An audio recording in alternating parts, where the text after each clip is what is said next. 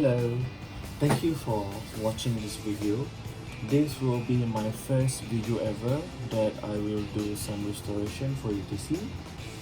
If you have ever watched my other videos before, you would see that I have few other vintage models that I show in my channel, and a lot of it has been restored without any documentation, so I feel like I should do at least one so that I can share some things that I learned from my observation for you to share to you actually, by all means.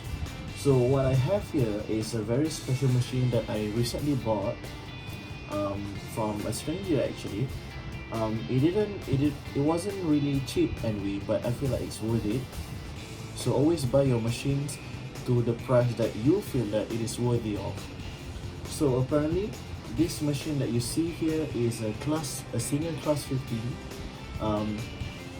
As you see here, there's nothing written here, it's all worn out and the pins are all chipped out, but you can see there's a badge here, and if you look closely, always look to the badge of your machine. It will be Singer Manufacturing Company or Simenco here. So that is a mark that this machine is Singer, and this is definitely a class 15 because you can see the faceplate here. There's a tension for the track in the front here. So this is a very trademark of a class 15 machine. This is a very special machine to me because I own several class 15 machines, and most of them date as early as 1923. I have one from 1923. I have one more from 1926. I have the third one from 1951, which is the Singer's 100th anniversary or centennial batch machine. I have one of it, but most of them have the same characteristic with a slight design variation. This one, however, is very special because of this mechanism here. This is what we call a Bobbin Winder, and for this machine it is special because it's sprouted out from the body here, from the cylindrical body here. You can see that the bobbin mechanism is cam driven. You can see there's a spring here, there's a heart-shaped disc here where this finger follows and it goes from left to right as it feels the bobbin. And you can see that the bobbin winder had its contact on the wheel instead of the groove of the belt or the treadle belt. So and I have to say what makes it more special is because the bobbin winder tire is larger than any of the younger Singer models, like from the 30s until the 50s and the 60s, because the diameter of this bobbin winder tire is 1 inch, which is way bigger than the usual class 15 bobbin winder. So you cannot use the usual bobbin winder tire that you can get from the machine itself or some other suppliers. But what I experimented is I bought this bobbin winder tire that is meant for industrial sewing machine, because there are some industrial models that have a bobbin winder on its top, and that mechanism uses this 1 inch diameter tire. So I bought it and I tried it out and it fits perfectly.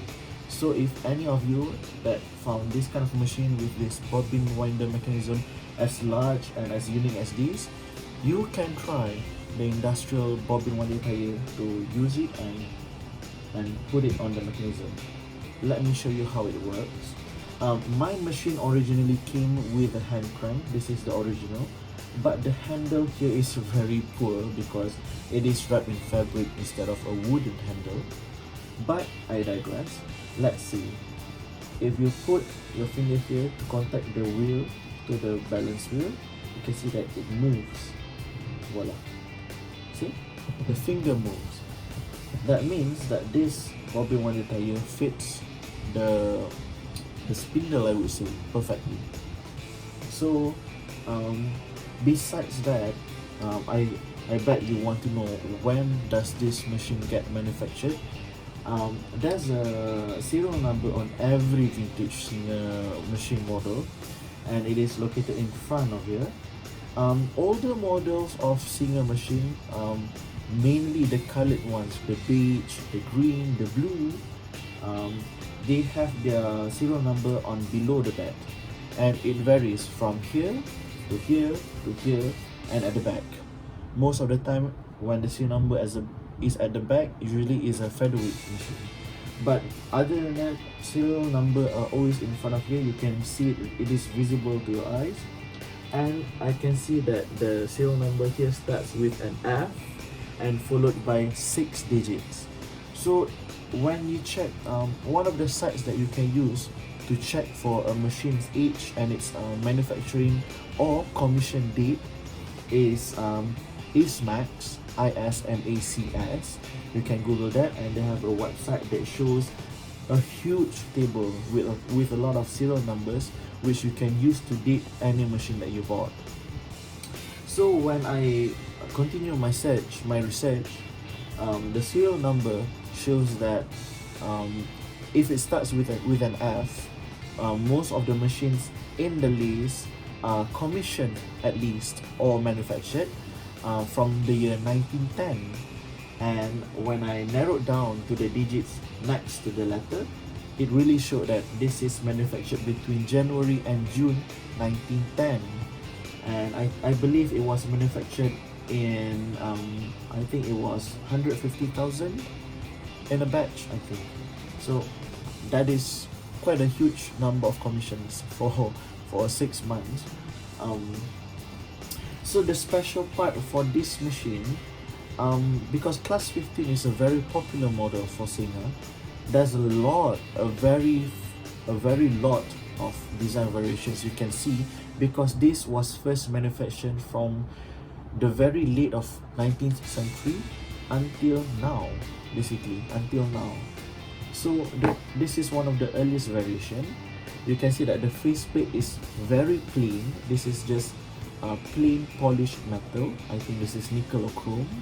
And then you have a very basic tensioner without any dial or numbers.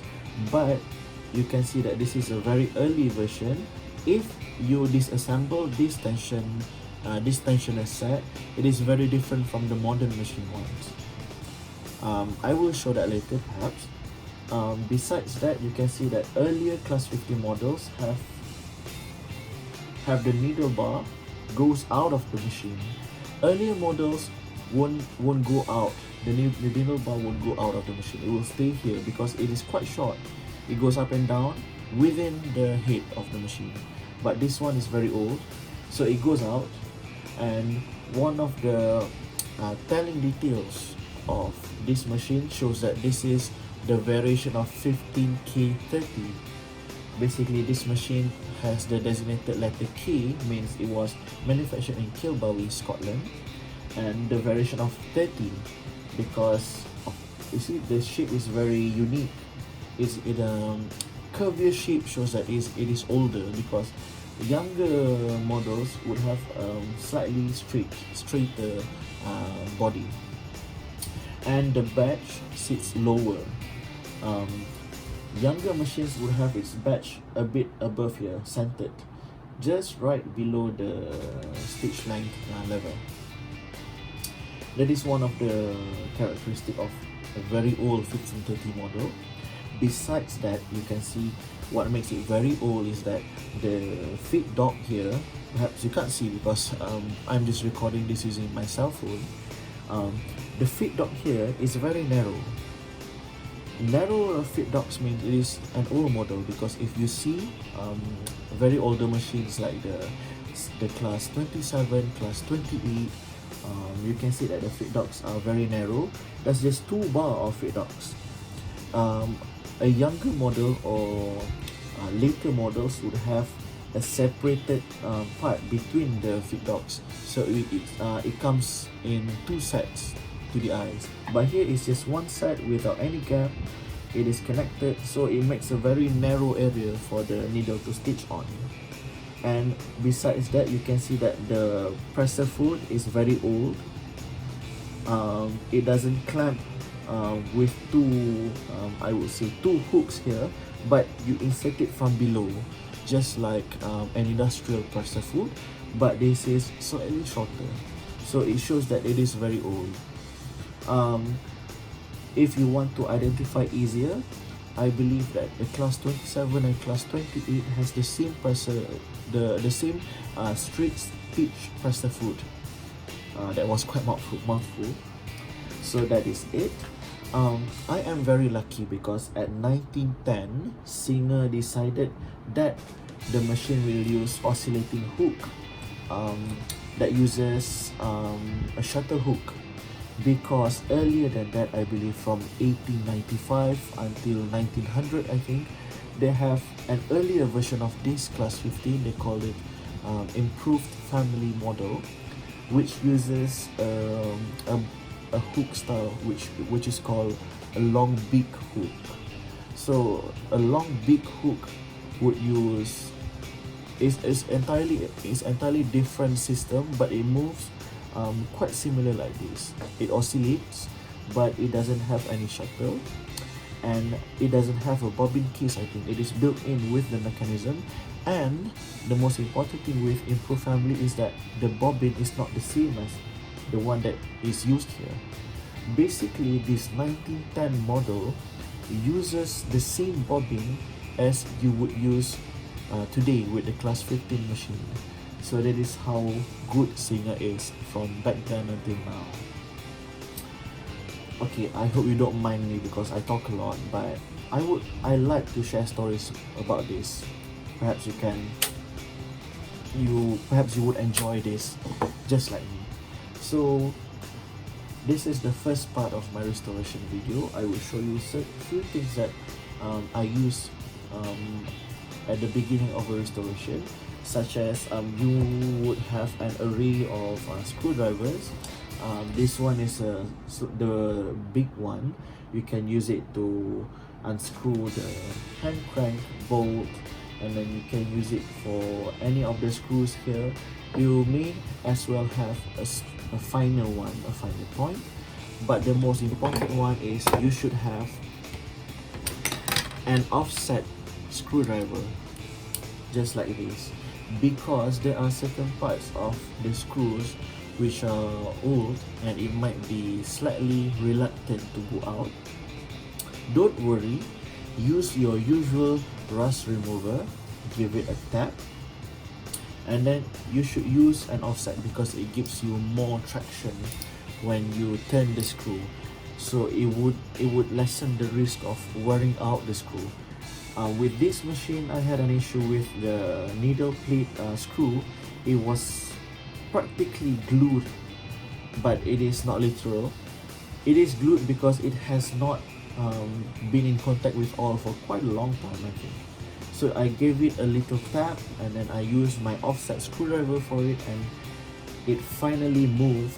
But I would say that I saw an early stages of wearing out for this screw. So I believe someday I need to replace this. The sad thing about older machine is that the needle plate has no markings on it. So for me, I usually make my own markings on the needle plate, because with these older feed dogs, there's no new parts manufactured to fit these feed dogs. So the best way is that you take off the needle plate, you put a scotch tape. I would call the white tape as a scotch tape. The texture is like a paper, so you can draw lines in inches or centimeters, but just on the needle plate, so it wouldn't touch the body or the bed. So your finish wouldn't be compromised when you do that, because a lot of older machines that I see online has all these scotch tapes glued on the body for like few decades, and then when you peel it off, the paint goes away with it. So you wouldn't want to do that when you refinish your machine. That is one of the issues I would like to share. I guess that's all for now. Besides that, I would share a few things that I'm going to try to do with this machine, because this machine has not rusted too badly on the parts. I believe some of it are just patina or dried oil, and some little areas are rusted. Basically, this machine is pretty clean because when I open the needle plate, there's no dust bunnies or any lint, a group of lint. There's nothing there, and it moves very freely, practically silent. So I'm going to use quite a mild solution to take off the rust. So my choice for this process would be using I would call this white vinegar, some baking soda, and just some plain water. Mix it and into a paste, and I will rub it on the rusty parts. I will record that soon, and I hope you enjoy my first part of my video. Thank you very much for listening. So I will start by disassembling first. Basically the first stages that you want to do now, if you want to start restoring your machine, is that take off all the everything that you can twist out with your hand first, and anything external that you can move by your own first.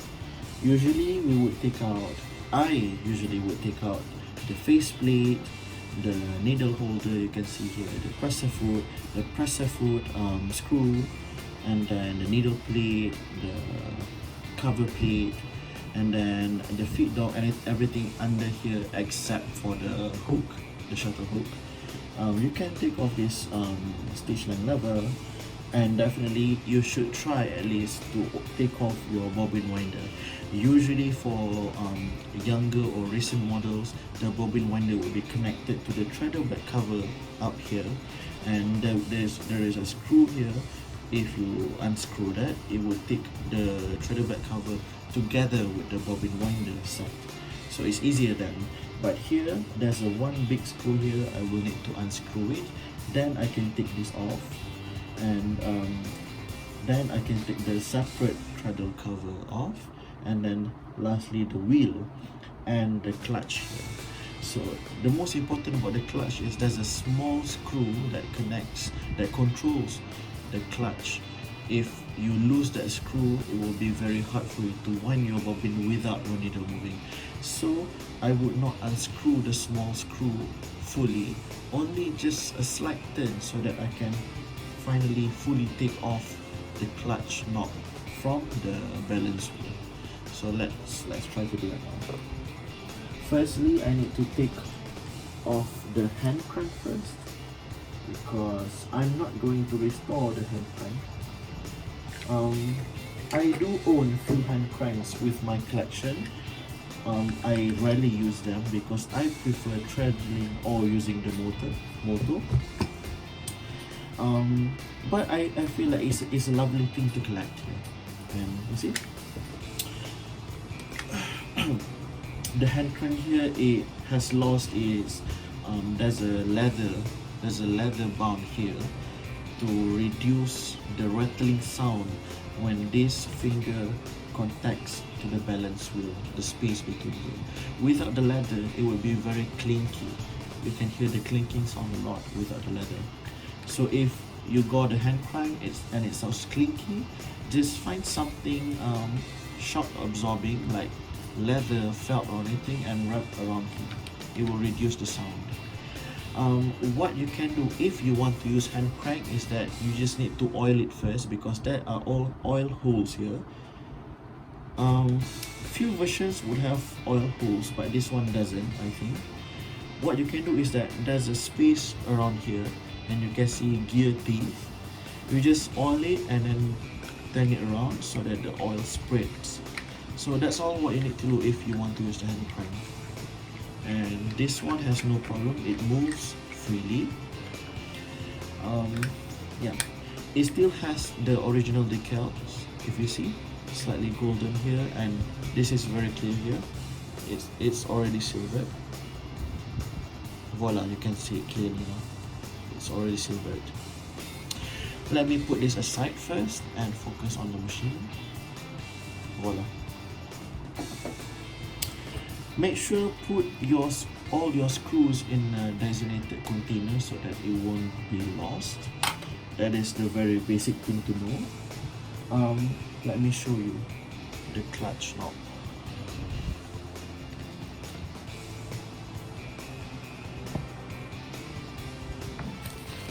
A bit more.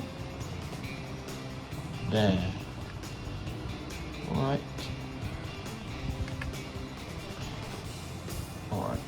take a fine screwdriver and try to slowly open it.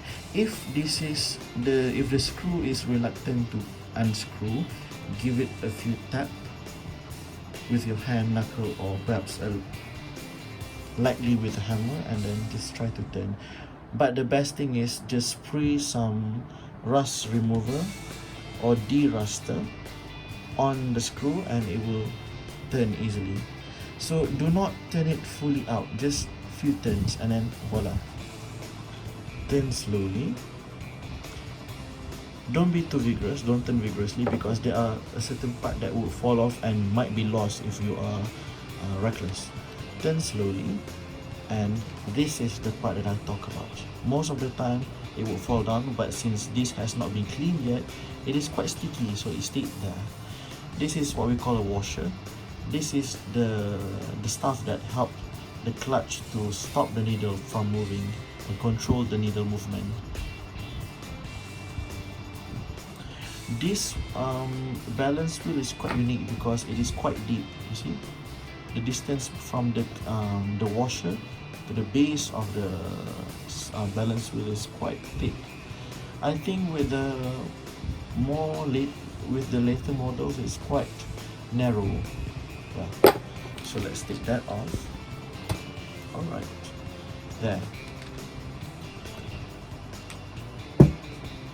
Now let's take off the bobbin winder mechanism. Now you can have a better view there. See, it moves freely. If it doesn't move freely, just spray some de-ruster. I'm using WD-40 here because the machine's finish are all compromised. You know, it's not pretty. If the machine has a nice finish, it is still largely preserved, I would not recommend WD-40. You can just use sewing machine oil or very mild de-ruster. If you want to use WD-40, make sure you cover the area below the bobbin winder here, or anything you want to remove, with some cloth, and then you spray it so that the chemical would not reach the machine's finish. Because if you want to preserve the finish, it should not be in contact with WD-40 because it's very, I would say, it's abrasive or harsh. So let's try to open this. Alright, I'm lucky it turns freely.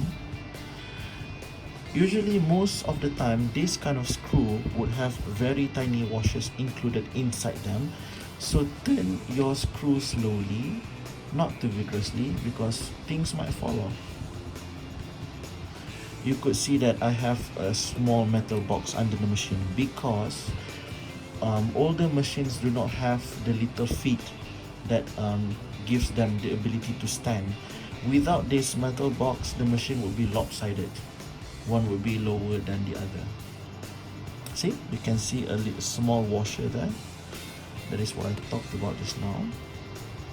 Slowly. Oops, there you go. So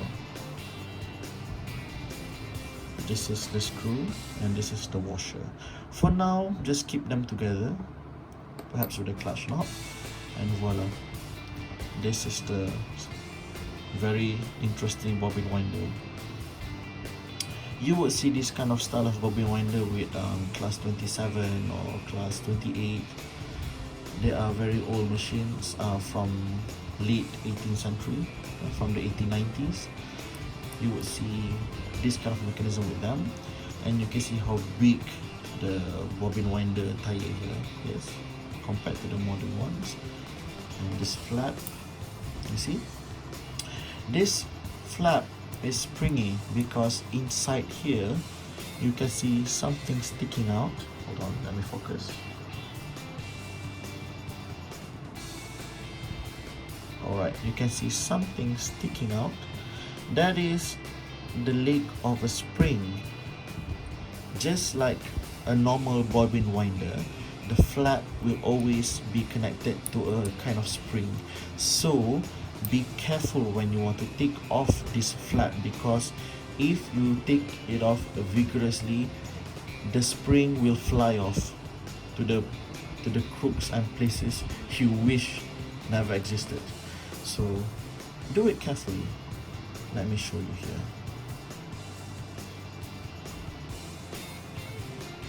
Yes, make sure it goes past the spindle. Turn it slowly, then you take it off. See, there is a spring and there are holes. I believe there are 3 holes here to regulate the tension of the spring, I think. So that's it. Make sure you don't lose the spring. I sure will not. I'm going to try to take off the disc cam here. You can see, because it's very grimy. It's clear here, and the grime doesn't look like patina. There's something wicked going on here. It's very dark, and I would like to take it off because the bobbin winder moves quite reluctantly. There's like the resistance to it when I try to turn it. So usually that's just gummed up oil. You just need to clean it with your usual WD-40 and polish it if it's possible.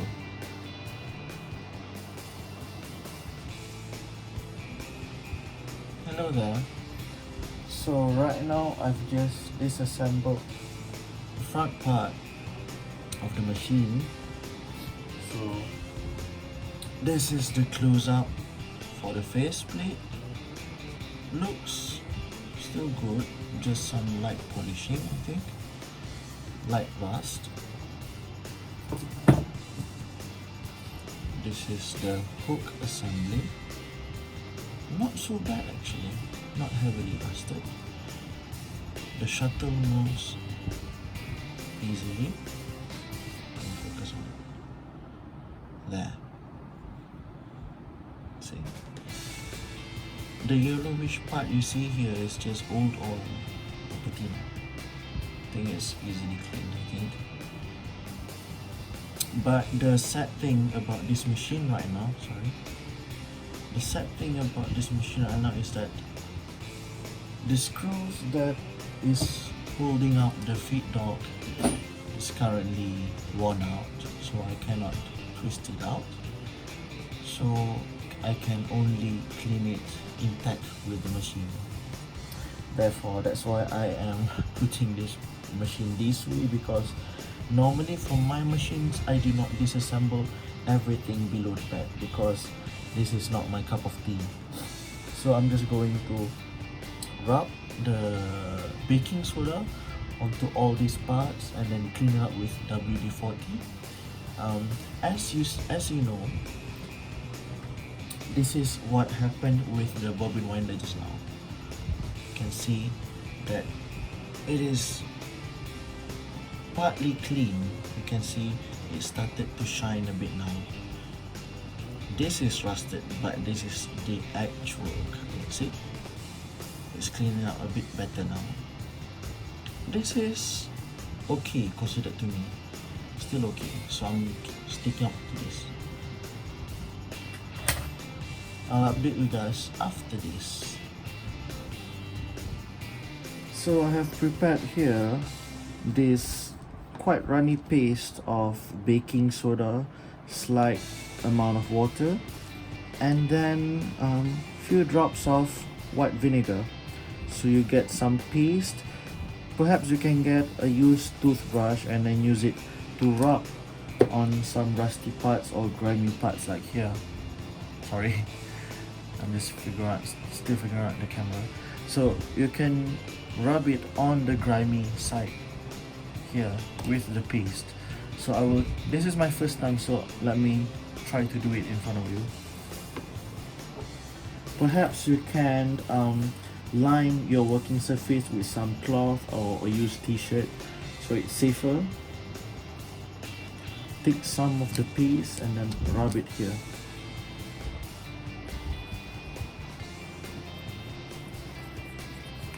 Rub it gently first, all the nooks and crannies. Like here, I'm rubbing on the driving cam of the bobbin winder. little by little, you can see it will go out soon. It's gonna take some time, so I'll show you the result later. So I just finished scrubbing the bobbin winder with the baking soda, vinegar and some water. So you can see here now the shine has returned for a bit, and it runs more freely now actually. See, I tried just now to unscrew the cam and all, trying to disassemble it, and apparently it's not easy because this kind of bobbin winder usually is bolted and nut at the back. As you can see here, it's not easy to take it off unless you are very determined to do so, because changing the screw turn in front and at the back will adjust the gap between the teeth of the cam with the pinion here, you can see. So the more you turn, it will change the gap, and in turn it will make it turn harder or easier here. So I chose not to meddle with that, so I scrubbed everything intact. So it was quite messy just now, but it's gonna take some time if you are willing to spend some time for it, and you can get it as clean as this. You can see it was full of grime just now, and it's clean. So to me, I don't really care for the cosmetic part of the machine. I just want my machine to run successfully, and as long as it can sew, it is my machine, and I'm proud to have that, irregardless on how it looks. So you can see there's the plating here has gone, so it's just bare metal. I'm not going to do anything about it. I'm just going to clean it, and then that's it. This is all because there was one restoration before that I made, which I thought it was wise to just spray paint the metal part which has lost its plating with some chrome paint, and apparently chrome paint was something I'm not used to, so I think I made it quite a thick coat that time, so it dries very slow, and it wasn't very good. And yeah, it make it uglier, I think. It made it very ugly, and then it looks fake. It doesn't look as shiny as plating. Of course, the fact that chrome paint is not the same as chrome plating, and I stick to that. So right now I try to stay away from chrome painting any of my machine parts. I'm just going to scrub whatever is left there. If it shines, it shines.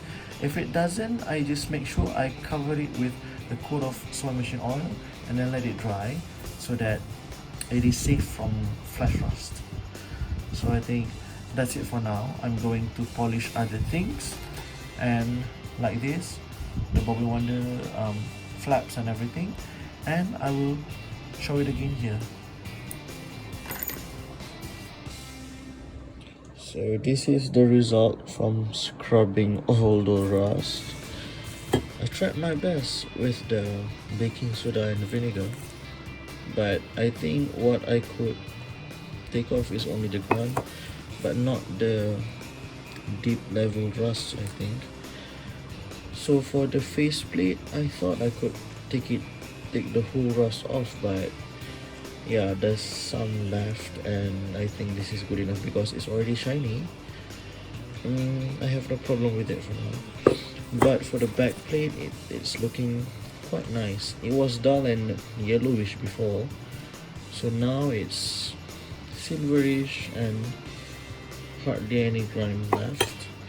And for the bobbin rays, looking good, back to silver, slightly dark, but this is good enough because you can see that the hook moves nicely. Yeah, but what I like to share here is that if you use this method, using baking soda, vinegar and slightly water. After you have scrubbed your metal parts, especially on the movable ones, let's say for the levers under the bed or the hook here, the baking soda will dry out and it will gum up the movable part, so it will hardly move. So I would suggest that right away after you scrub it with baking soda, just flush it out with if it's movable part, and if it's metal, we can use WD-40 to flush it out, or use sewing machine oil. Flush it out thoroughly and then wipe it off with a clean cloth so that the baking soda goes out. See, there's remnants here, looks like the white powder.